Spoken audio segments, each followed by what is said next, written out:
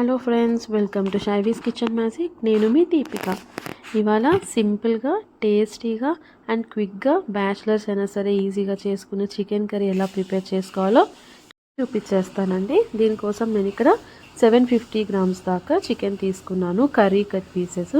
ఈ చికెన్ని 3-4 times wash చేసి ఇందులోకి 1 టేబుల్ స్పూన్ దాకా సాల్ట్, ఒక 1/2 టేబుల్ స్పూన్ దాకా పసుపు, అలాగే 1 టేబుల్ స్పూన్ దాకా మిరియాల పొడిని యాడ్ చేసేసి ఇవన్నీ కూడా చికెన్ పీసెస్కి బాగా పట్టేలా బాగా మసాజ్ చేస్తూ 4 to 5 మినిట్స్ దాకా బాగా మిక్స్ చేసుకోవాలండి. అప్పుడే మనం వేసే ఏ మసాలాలైనా సరే ఈ చికెన్కి బాగా పట్టుకుంటుంది అనమాట. ఇలా మసాజ్ చేసేసి అట్లీస్ట్ ఒక 15 మినిట్స్ అయినా రెస్ట్ ఇవ్వాలి దీనికి. లేదంటే టైం ఉందంటే హాఫ్ అన్ అవర్ అయినా సరే సైడ్ పెట్టేసేయచ్చు.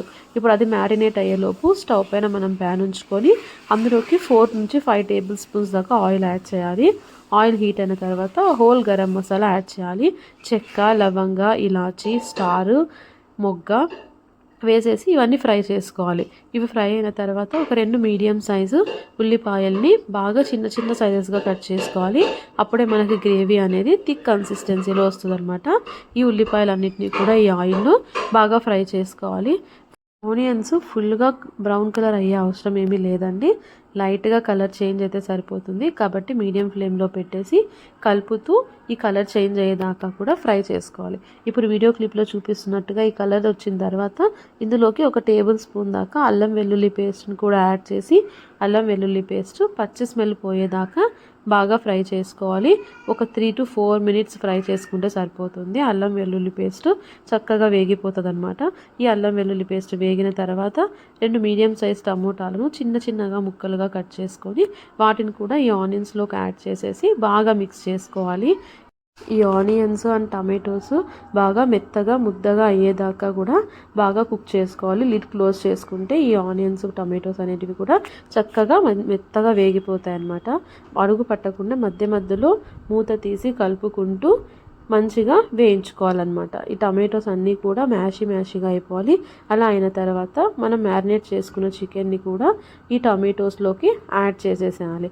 యాడ్ చేసేసి బాగా ఈ ఆనియన్స్, టమాటోస్తో పాటు ఈ చికెన్ని బాగా మిక్స్ చేసుకోవాలన్నమాట. మిక్స్ చేసేసి లిడ్ క్లోజ్ చేసేసి చికెన్ నుంచి వాటర్ అంతా రిలీజ్ అయ్యి చికెన్ బాగా కుక్ అయ్యేదాకా కూడా మీడియం ఫ్లేమ్లో పెట్టుకొని బాగా కుక్ చేసుకోవాలి చికెన్ అంతా. మనం ఇక్కడ ఎక్స్ట్రా వాటర్ యాడ్ చేయాల్సిన అవసరం లేదండి. మనకి చికెన్లో నుంచి వచ్చే వాటర్తోనే ఈ చికెన్ అనేది కుక్ అయ్యేలాగా చూసుకోవాలన్నమాట. హై ఫ్లేమ్ పెట్టకుండా లో ఫ్లేమ్లోనే కుక్ చేసుకోవాలి. ఒక 5 to 10 మినిట్స్ తర్వాత లిడ్ ఓపెన్ చేసి చూస్తే చక్కగా వాటర్ అనేది ఇలా రిలీజ్ అయి ఉంటుంది.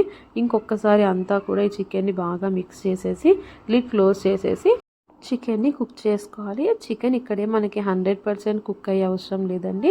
ఒక 60 to 70% కుక్ అయ్యేలాగా మధ్య మధ్యలో లిడ్ క్లోజ్ చేస్తూ ఓపెన్ చేస్తూ చికెన్ని ఒక 60-70% కుక్ చేసుకోవాలి. చూసారా, ఇప్పుడు వాటర్ అంతా కూడా బాగా అబ్జర్వ్ చేసుకుంది చికెన్. మనకు ఒక 10 to 20% వాటర్ మాత్రమే ఉంది ఇందులో.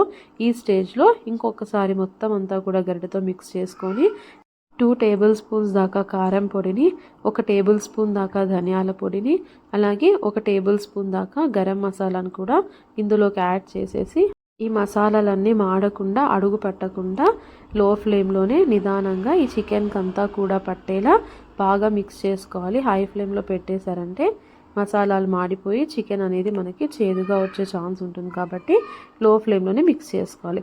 ఇలా అంతా బాగా మిక్స్ చేసిన తర్వాత మన కన్సిస్టెన్సీకి తగ్గట్టుగా వాటర్ని యాడ్ చేయాలి. ఇక్కడ నేను 200 ml దాకా వాటర్ యాడ్ చేశానండి. ఈ వాటర్తో పాటు ఈ చికెన్ అంతా కూడా బాగా మిక్స్ చేయాలి. ఈ స్టేజ్లో మీరు సాల్ట్ కానీ కారం కానీ ఏదైనా తక్కువ అనిపిస్తే యాడ్ చేసేసుకోవచ్చు. ఇప్పుడు ఇదంతా బాగా మిక్స్ చేసిన తర్వాత లిడ్ క్లోజ్ చేసేసి చికెన్ బాగా కుక్ చేసుకోవాలి. ఇప్పుడు 100% కుక్ అయ్యే వరకు కూడా మధ్య మధ్యలో గరిటెతో మిక్స్ చేస్తూ చికెన్ని కుక్ చేసుకోవాలి. లో ఫ్లేమ్లో పెట్టకూడదు, మీడియం ఫ్లేమ్లో పెట్టేసి కుక్ చేసుకోవాలి. చూసారా, ఒక 10 to 15 మినిట్స్ తర్వాత చికెన్ గ్రేవీ అనేది ఎంత థిక్ కన్సిస్టెన్సీలో వచ్చిందో.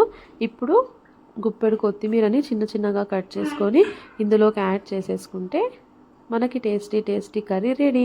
ఈ కర్రీ రైస్తో కానీ, రోటీతో కానీ, బగారా రైస్తో కానీ చాలా బాగుంటుందండి. డెఫినెట్గా ట్రై చేసి కామెంట్ని షేర్ చేసుకోండి. ఇంకా ఫ్రెండ్స్ అండ్ ఫ్యామిలీతో షేర్ చేయండి.